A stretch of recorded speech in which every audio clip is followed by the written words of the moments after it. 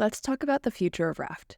Hi friends, and welcome back to Raft. It's been a whole year since we got the last update to our favorite ocean floating simulator, and I think it's time we address where this game is headed and what we can expect to see from the devs in the coming months and years. There's some stuff we know for certain is going to happen, some stuff that might happen, and some stuff that frankly I'm just hoping happens for everyone's enjoyment, but for now, very little is set in stone. If you enjoy my analysis, consider leaving a like and subscribing to the channel. It would be much appreciated. But without further ado, let's talk about the future of Raft. First up, let's talk about the last official development announcement we've had. Raft is coming to consoles. For the past 6 years, Raft has been a PC exclusive, but that's all about to change. The devs haven't given an official timeline or planned release date yet, even a year after announcing this plan, so we can't say for certain when we can expect to see Raft on consoles, but they did say that they want to release it on as many platforms as possible all at the same time. While I doubt that means that Raft is coming to a GameCube near you, it does mean that PlayStation, Xbox, and the Switch are all candidates for this marine survival game. The devs have also emphasized that they want everything to feel natural and look good, so that's why there isn't an expected release date yet. Given Raft's soft cartoonish graphic style and the limited necessary controls, I would think as a non-game developer that this shouldn't pose too much of an issue, but of course converting a game that's only been available on PC for so long into a suitable one for so many other platforms will come with its challenges, and that's mostly what we're waiting on for the console release date. Before anyone asks, of course I am disappointed that the port is taking so long and that there is very minimal communication from the dev team. But regardless of when it happens, we know that there is definitely an endless ocean in the future for all of you console players. One of the hidden features that may come from this long development period to get Raft onto more than just computers may be optimization changes. As it stands, Raft isn't necessarily the most optimized game on the market, and many people with decent systems experience massive frame drops, stutters, and other annoying results of the lackluster optimization. If Red Beat plans to port this game onto a mobile console like the Switch, then perhaps we'll get a bit of reworking that can help balance the CPU load of the game that it currently takes. Also, as a brief note for anyone who's having issues running Raft on their PC, try turning on the motion sickness mode and reducing the number of animals you have on board. That should help mitigate some of your computer's load. But regardless of whether or not optimizations are planned to come with the console updates, it's something that Raft desperately needs to work on, so fingers crossed for that. With the console ports being the last official and confirmed bits of information, everything beyond this point is a mixture of speculation, my opinion, and probably some wishful thinking. Chapter 3 was announced as the final update, which, contrary to popular belief, does not mean that there will not be any more updates to the game, just that there won't be any updates to the storyline. That means it's possible we'll see some non-story quality of life updates. In order to address what the future holds, we need to address the shortcomings of the present because that gives us an idea of what could change, what changes we want to see, and what changes could realistically be coming. We also need to be crystal clear about what kind of game Raft is because that majorly impacts what its future looks like. Raft is an open-world survival game where the map is infinitely generated, but there are 8 distinct story locations that unlock the majority of game progress. In a lot of ways, it's like a love child of Subnautica and Minecraft, and the major success of those 2 titles can help inform us as to the shortcomings in Raft. The world is infinite like Minecraft, where you can go on forever, as opposed to Subnautica's distinctive set map. The story in Raft is based around specific story locations with designated puzzles, like Subnautica, plus the obvious underwater parallel. But the major differences between those titles, and the reasons those titles don't align, is where a lot of Raft's issues come from.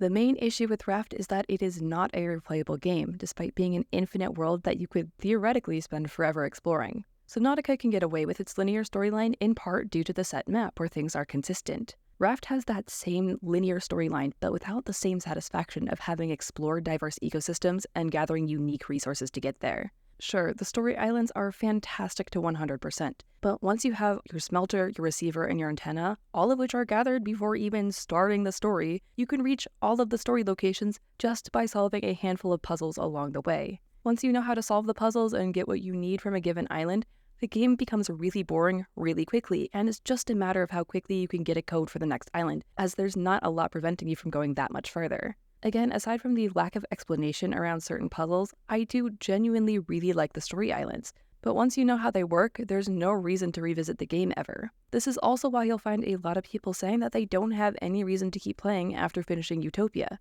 There is no incentive to keep surviving without some kind of goal to work for. Unless you are fully driven to completion and 100%ing all of the achievements, this game takes roughly 20 hours to beat, I'd say. Again, there is absolutely no problem with that in a finished game. The issue is where Raft is an infinitely generated world and there is no game design that satisfactorily ends your journey. Instead, it prompts you to keep going, but this time without anything else to work for. Once you reach the end, there's not a ton of stuff to do or a reason to use all of the cool blueprints you've unlocked, especially those found at the last location. This, in my opinion, is Raft's single biggest flaw. It's a once-and-done kind of game for the storyline. The quote-unquote good news is that at least theoretically, this is relatively easy to fix.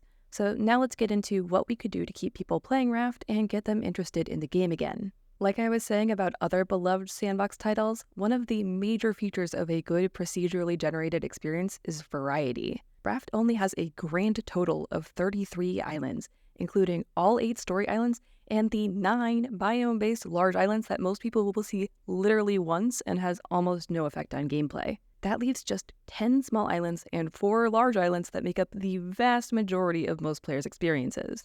For a game that's supposedly all about exploring the world around you and gathering resources, once you know the general layout of just 14 islands, most of which are pretty tiny, it's just a matter of getting in and getting out. The magic of exploration is lost very quickly. Now, because Raft is infinitely generated, I'm not suggesting that every island needs to be unique, just that there needs to be enough variation that the casual player doesn't have all of the layouts memorized by the first 3 story locations. Whether that means that the chests spawn in different places or the ores are a bit randomized, not having everything be absolutely identical between such a small island pool would make a world of difference. One of the other ways to add in more reasons to keep going would be the addition of radial quests. Utopia confirmed the existence of living people whom you interact with, but that realization comes at the last possible minute of the story. Again, we encounter the problem that all of the good stuff happens at the very end when there's no reason to go any further. We could solve that pretty easily by having particular quests given by people from Utopia. Quests may be a bit of an extreme word, but something as simple as, oh, I wanted my painting that I had to leave at Tangaroa, or I'm craving some wild berries from Balboa, would go a long way towards bringing the world to life and giving some purpose to saving Utopia other than it just being a plot point. While that type of quest definitely may not be everyone's cup of tea, it would at least give you something to do other than grind for the achievements after completing the storyline. That or trade post requests at the trading posts would make a lot of sense instead of just trading some random specialty fish for trade coins. Little objectives don't have to be whole new storylines, literally just something random to do other than float for islands and treasure hunt to find the last dev painting, which is more grindy than it is fun. Aside from just pure wishful thinking though, there are some features that were in development that never got added, like these placeholder spiral staircase items that you can spawn in with a mod menu. Spiral staircases would have been an incredible addition to the building options, but it only showcases what could have been or what could be. Simple things like making the glass walls mod into base game or adding a metal build texture would go such a long way for the replayability or in-game customization that requires a bit more effort to create. By the time you've completed any bit of the story, chances are you already have more than enough wood and leaves to make whatever raft you wanted, and those resources quickly become obsolete other than being something to chuck into your recycler. With the smelted material, at least there's a reason to keep building after that point. Aesthetic unlocks could also be a great reward for the previously mentioned Utopia quests, like the little Tangaroa plants that everyone's wanted for 2 years now. Off the top of my head, small placeable crates like the ones on Utopia, actual bottles that don't have a candle in them or hang from the ceiling like those on the yacht, metal shelves like the ones in Balboa. Heck, just give me the Temperance penguin beds and I will be happy. Point is, there are so many decoration options right at our fingertips that are unreachable. Just putting them into gameplay already gives so many more customization options. One of the main features Raft is missing that the vast majority of other survival games implement is automation. Well, yeah, you could argue that the monotonous gameplay is one of Raft's central features, and you wouldn't be wrong. Think of all of the missed opportunities that come with just a bit more automation. Wires that function like zip lines, where you could have a fully electric raft attached to some windmills. An electric cooking pot, which I'm disappointed wasn't already added.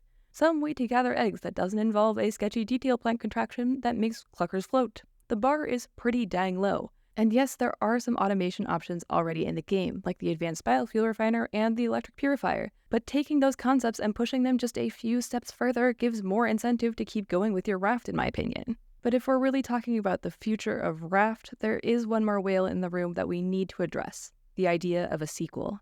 The Raft storyline left a lot of loose ends with potential for spin-offs or future DLC, from Bruno's adventure to find Astrid or Sparrow's journey to find Cuckoo, or examining another one of the mysterious investors. There are a lot of ways they could take a sequel story.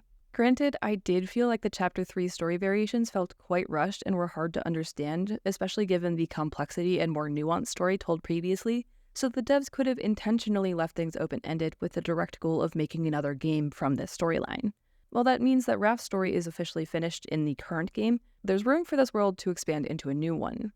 The main issue I have with this is that the Red Beat devs would really have to step up to the plate on a sequel and not leave it in the 6-year early access hellhole that Raft was in, and it's going to need a lot more features to make it worthy of a sequel. As an avid Overwatch fan, we've gotten all too comfortable with the idea of sequels that are just repackaged versions of the original game, and that's my biggest fear with a potential Raft sequel. There would have to be at least half of the ideas mentioned in this video for that to be a worthwhile game, in my opinion. I love Raft. There's a reason I've played it so much and why I've made so many videos for it, but there's also a reason that I'm moving on to other games too. Raft simply doesn't have enough content in its current state to stay relevant against up-and-coming competitors. It was already dying between chapters 2 and 3, and Raft is rapidly heading that direction again with the radio silence from the Red Beat team and the lack of any future direction. I cannot emphasize enough that there is nothing wrong with a finished game. The issue is that Raft doesn't feel finished, and that so many people, including myself, are looking for more. So while the future of our favorite ocean floating simulator may be tumultuous, it won't change how much I love this game. I can only hope that the console ports revive the community a little bit and inspire Red Beat to be more transparent about their process and creative direction. With all that said, I think that's it for me for now. Thank you for sticking around and listening to my little rant. I hope you enjoyed. Please consider leaving a like if you did, and consider subscribing if you haven't already. It really helps me out. I hope to see you all again soon, but until then, have a great day.